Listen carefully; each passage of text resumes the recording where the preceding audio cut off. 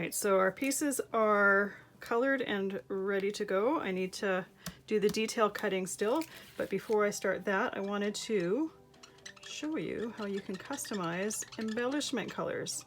So this is one of the reds that I used on the mushroom. I just have some pearls here. I do it while it's on the sheet, and I do this with ones that have a sticky back to them. If you have loose ones, it's a lot harder to try to hold them in place while you are coloring them. So I always do it with adhesive backed ones. You can also do it with brads. You can do ribbons to color match your project. The only thing with ribbons is if you're tying a bow, you kind of have to tie it while the alcohol ink is wet, because when the ribbon dries, it ends up being quite a bit stiffer than it was without the alcohol ink coloring on it. So just be forewarned of that. All right, we got those pieces down. Now it's time to cut. So I'm going to speed up the cutting here so that, well, just because cutting is like watching paint dry, really. So I'll speed it up and see you in a moment.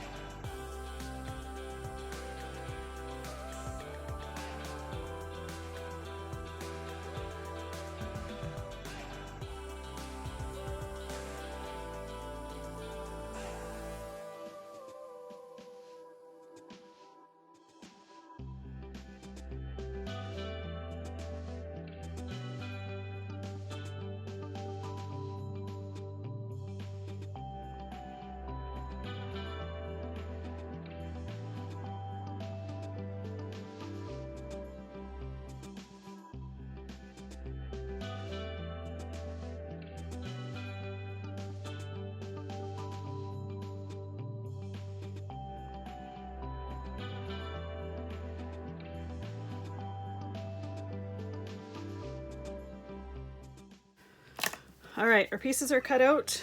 You'll notice that I cheated with that one. Rather than poking the scissors through, I cut through it. And yes, I poked through and cut those bits out there. It's annoying to do, but it looks so much better when it's done. So let's start gluing these on. I use foam pop dots. I like to use ones that are fairly thin because I want dimension to this, but I don't want the card to end up being like a ½ inch thick.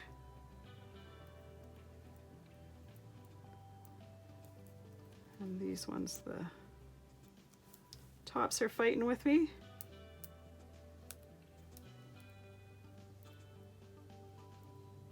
There we go. And then it's just piecing, because you're just matching the pattern exactly where it is on the card.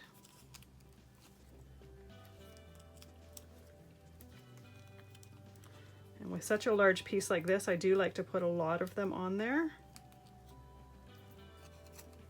so that it doesn't cave on some parts of it.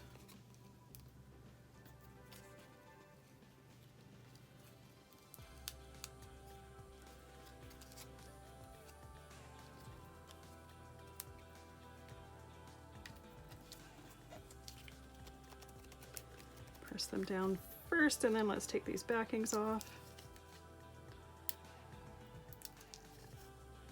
It's kind of necessary to have nails to take these backings off. It makes it easier for sure. If you don't, then just take a pair of tweezers, and that will help you pull the tape backings off as well.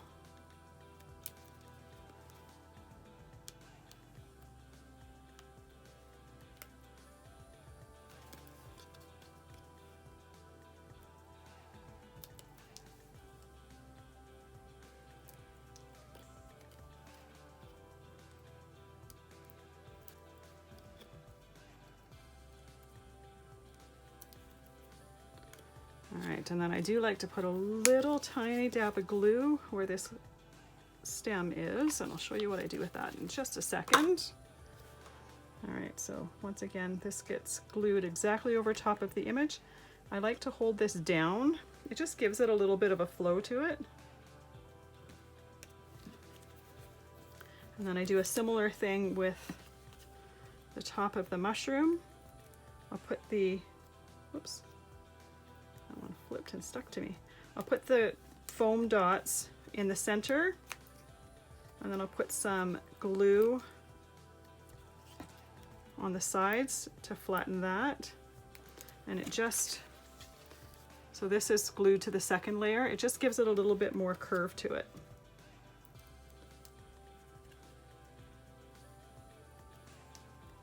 It's one of those things, it's not absolutely necessary, but I just like the way it looks. I think it gives it more interest.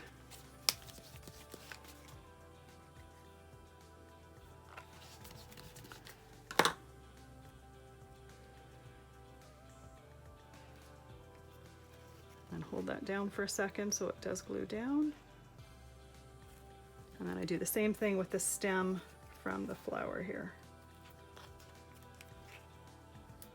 Just a couple pop dots to hold it up. And then I'll put some glue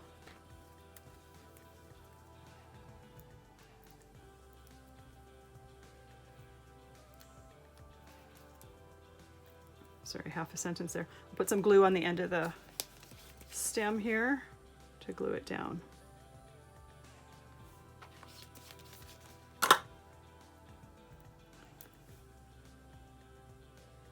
There we go.